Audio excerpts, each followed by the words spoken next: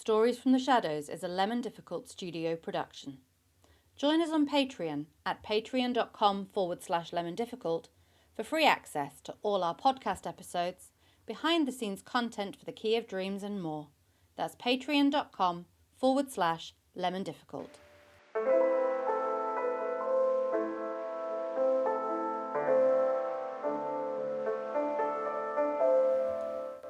Welcome to Stories from the Shadows, a collection of weird tales of the mysterious and macabre, an offering from the team at Lemon Difficult Studio, featuring the cast of our live immersive show, The Key of Dreams Shadows Lengthen, and special guests.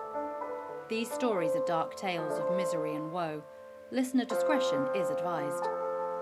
Our reader today is Ben Reid, more widely known as Silgor, award-winning composer, sound designer, music producer, and multi-instrumentalist, and the composer of the Key of Dreams themes. Find more of his work at silgormusic.com. Today, we are sharing a story strain. These are the tales grown and harvested at Treowen Manor, under the watchful eye of the collectors, and offered as harvest to the tree. There are distinct similarities to stories you may have heard, stories published as fiction. Here, we share the true stories, those that occur again and again, until they are harvested and fixed. Today we present The Stone of the 9 Wells Wood, in which a folklorist ignores that all stories come from somewhere, and that the old ways should not be forgotten. We now hand over to Borderline Radio, broadcasting from a village just outside of Treowen. Borderline Radio presents Stories from the Shadows, pleasing terrors for the discerning listener.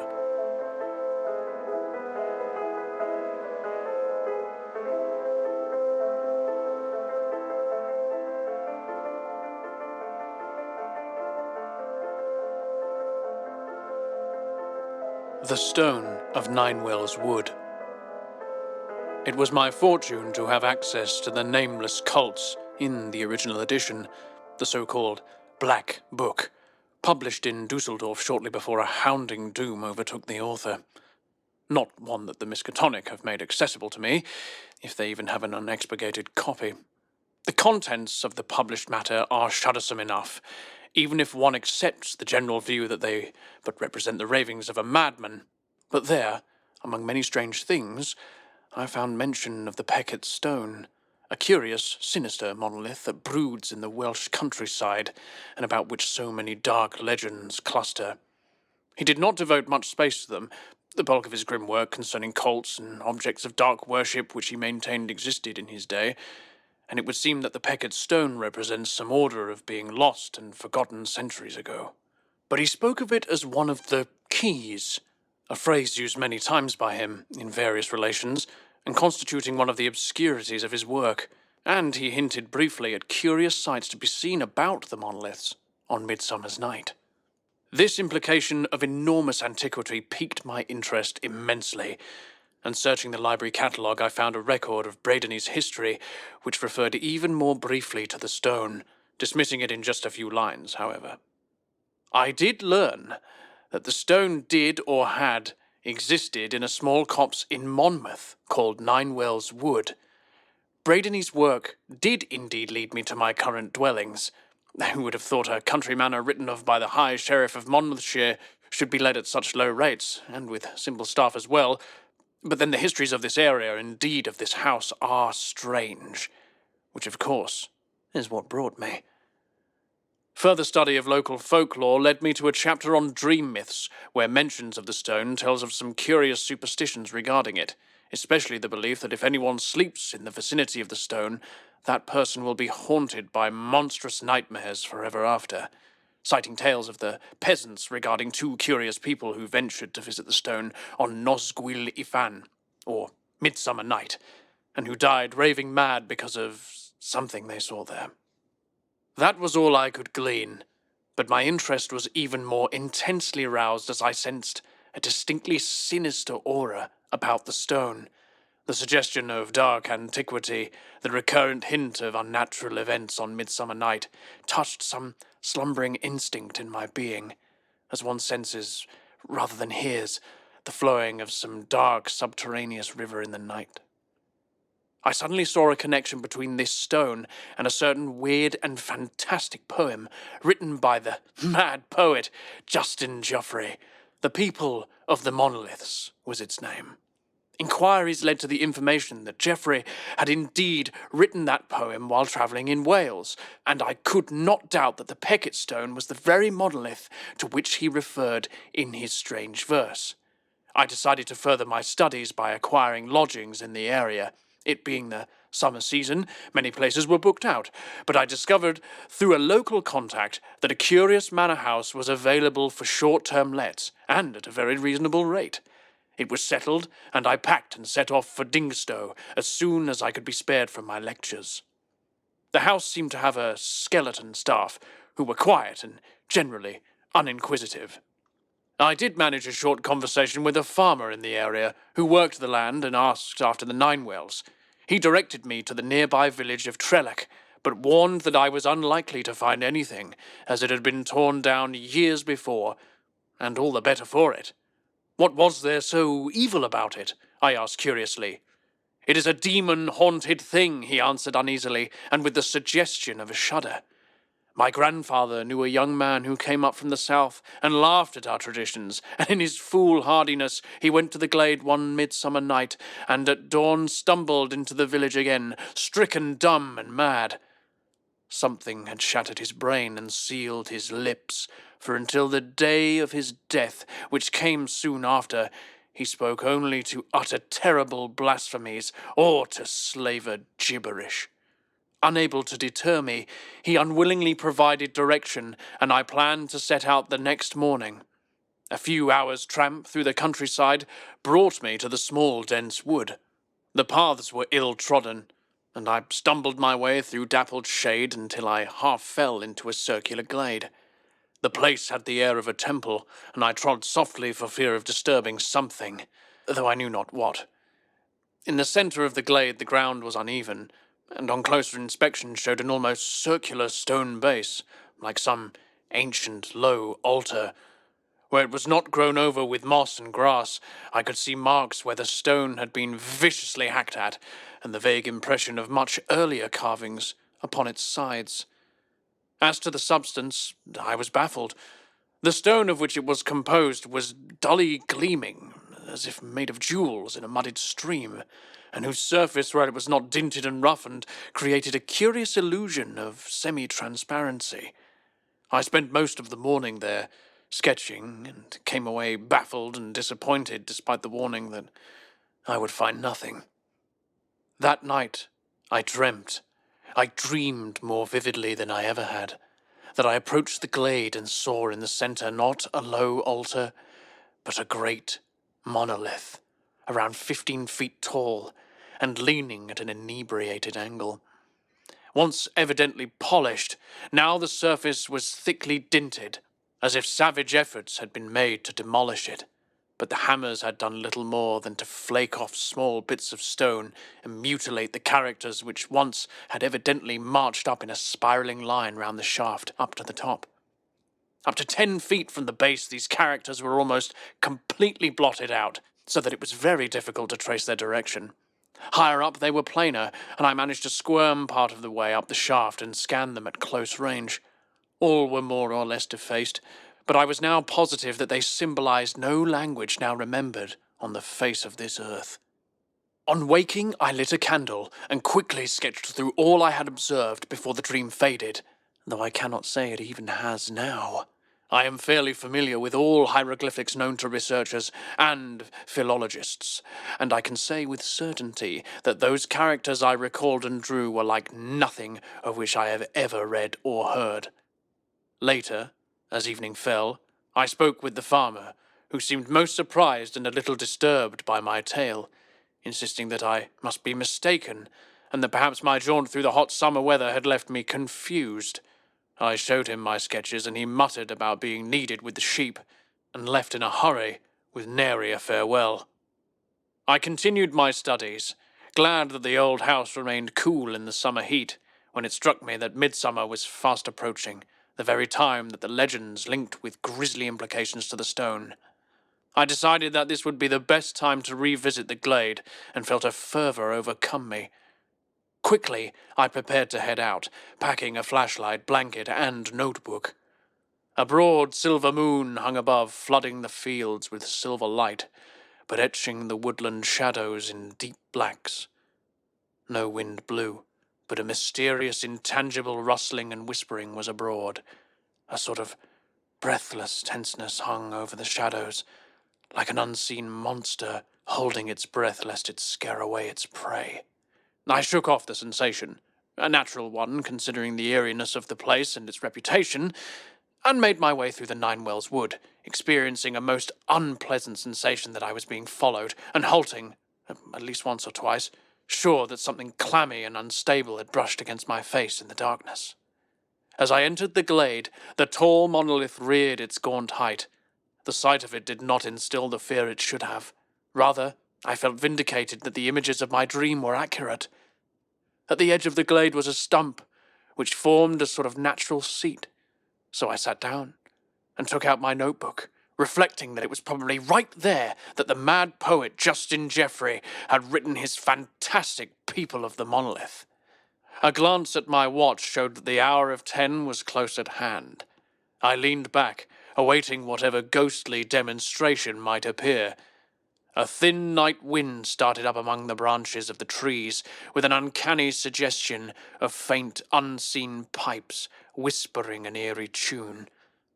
The monotony of the sound and my steady gazing at the monolith produced a sort of hypnosis upon me. I grew drowsy. I fought this feeling, but sleep stole on me in spite of myself.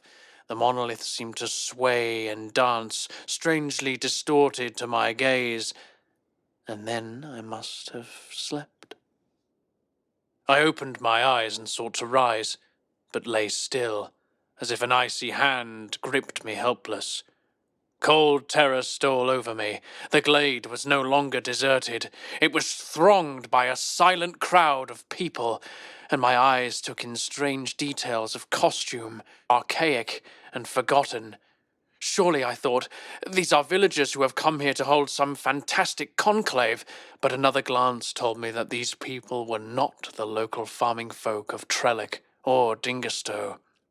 Many wore the hides of wild beasts, and their whole appearance, both men and women, was one of sensual brutishness. They terrified and repelled me, but they gave me no heed. They formed a vast half-circle in front of the monolith, and began a sort of chant, flinging their arms in unison and waving their bodies rhythmically from the waist upward.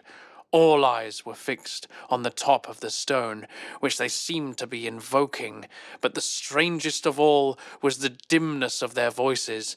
Not 50 yards from me, 100 or more men and women were unmistakably lifting their voices in a wild chant, yet those voices came to me as a faint, indistinguishable murmur.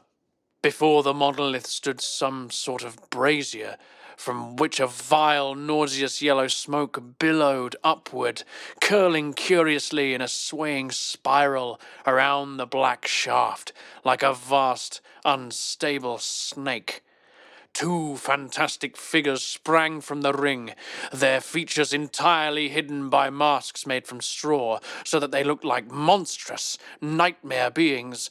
One carried a bunch of long switches bound all together at the larger ends, and the moonlight glinted on a chain looped about the neck, a smaller chain descending from it, holding a pendant, most toad-like in visage. The people tossed their arms violently and seemed to redouble their shouts as these grotesque creatures loped across the open space. They danced, keeping the wild rhythm, while the switches incessantly rained cruel blows on the other's body. Every blow was matched with a shouted single word over, and all the people shouted it back. I could not see the working of their lips, and now the faint far-off murmur of their voices merged and blended into one distant shout, repeated over and over with slobbering ecstasy. But what the one word was, I could not make out. Blood trickled down the dancers' limbs, but they seemed not to feel the lashing. Save as a stimulus for further enormities of outrageous motion, bounding into the midst of the yellow smoke, which now spread out tenuous tentacles to embrace the figures. They seemed to merge with that foul fog and veil themselves with it. And then they burst into dynamic mad motion, and on the very crest of that mad wave dropped suddenly, quivering and panting, as if completely overcome by the frenzied exertions at the base of the monolith. Cold with horror, I saw the other approach and tear the prostrate body open with bare fingers, while the maddening brutes behind howled over and over that name. Then suddenly they all fell prostrate, writhing like snakes, and a loud crack rent the glade. I saw then, in a crack down the monolith, a bloated, repulsive, and unstable outline against the moonlight. A face of a creature, its huge, blinking eyes reflecting man's lust, abysmal greed, obscene cruelty, and monstrous evil. In those grisly eyes were mirrored all the unholy things and vile secrets that sleep in the cities under the sea and that skulk from the light of day in the blackness of primordial caverns. Now the beast-masked dancer lifted the torn corpse in brutish hands up toward that horror in the monolith, and as that monstrosity sucked in its breath, lustfully and slobbering, something snapped in my brain, and I fell into a merciful faint. I opened my eyes on a still white dawn. All the events of the night rushed back on me, and I sprang up, then stared about me in amazement. The monolith was once again missing, the glade green and untrampled in the morning breeze. No drop of crimson showed on the uncrushed turf. A dream, I thought. It had been a wild nightmare, but what vivid clarity for a dream. I returned quietly to the manor and entered without being seen by the farmer, returning to my chambers overlooking the formal gardens, and there I sat meditating over the strange events of that night. More and more I was prone to discard the dream theory, that what I had seen was an illusion and without material substance. That was evident, but I believed that I had looked on the mirrored shadow of a deed perpetrated in ghastly actuality in bygone days. But how was I to know? What proof to show that my vision had been a gathering of foul spectres rather than a nightmare originating in my brain? I continued my studies at the house, now more easily distracted, until one night I awoke from yet another vivid dream, in which I had seen through eyes that did not match my own, my hand, and yet not mine, placing a book inside a case, and that case within a church pew surrounded by other books. By only the light of the waning moon, I raced across the hall and withdrew from its hiding place in the case and opened it. Within I found a parchment, comparatively intact, and there was something else, a small, squat object wrapped in silk. I was wild to plumb the secrets of those yellowed pages, but weariness forbade me. In spite of myself, I was forced to stretch myself on my bed, and did now awake until sundown. I snatched a hasty supper, and then in the light of a flickering candle, I set myself to read the neat characters that covered the parchment. It was difficult work. The archaic style of the narrative baffled me, but as I toiled through it, a word or a phrase here and there leaped at me, and a dimly growing horror started to shake me in its grip. I bent my energies fiercely to the task, and as the tale grew clearer and took more tangible form, my blood chilled in my veins, my hair stood up and my tongue clove to my mouth. All external things partook of the grisly madness of that infernal manuscript until the night sounds of insects and creatures in the woods took the form of ghastly murmurings and stealthy treadings of ghoulish horrors, and the sighing of the night wind changed to the tittering obscene gloating of evil over the souls of men.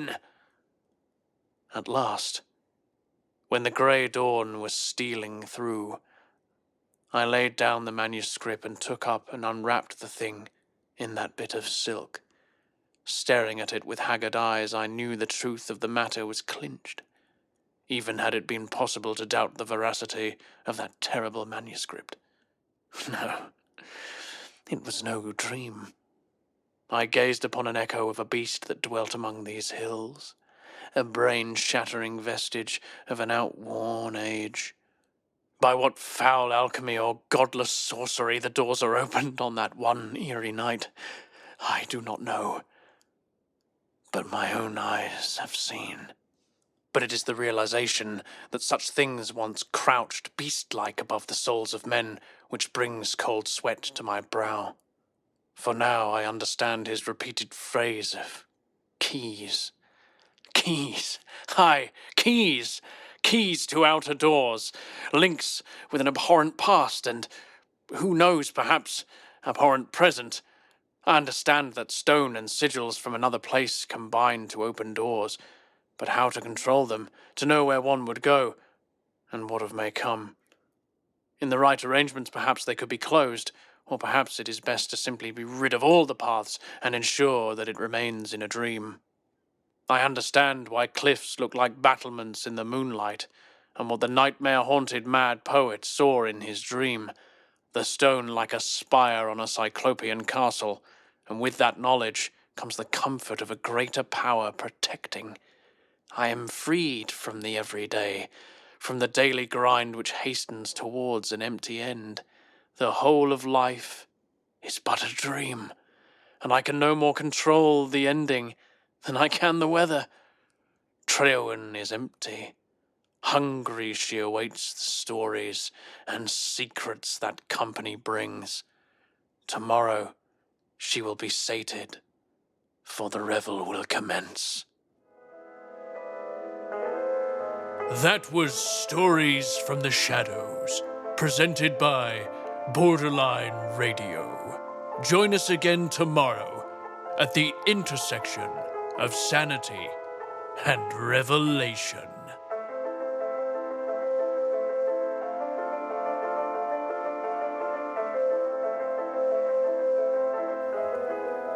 Thank you for listening to Stories from the Shadows, an audio production from Lemon Difficult Studio.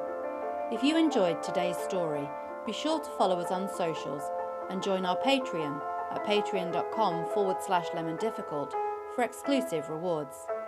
Members of our free tier have access to all episodes of Stories from the Shadows, as well as behind-the-scenes content and the latest updates on our live immersive show, The Key of Dreams: Shadows Lengthen. Until next time, dream by daylight.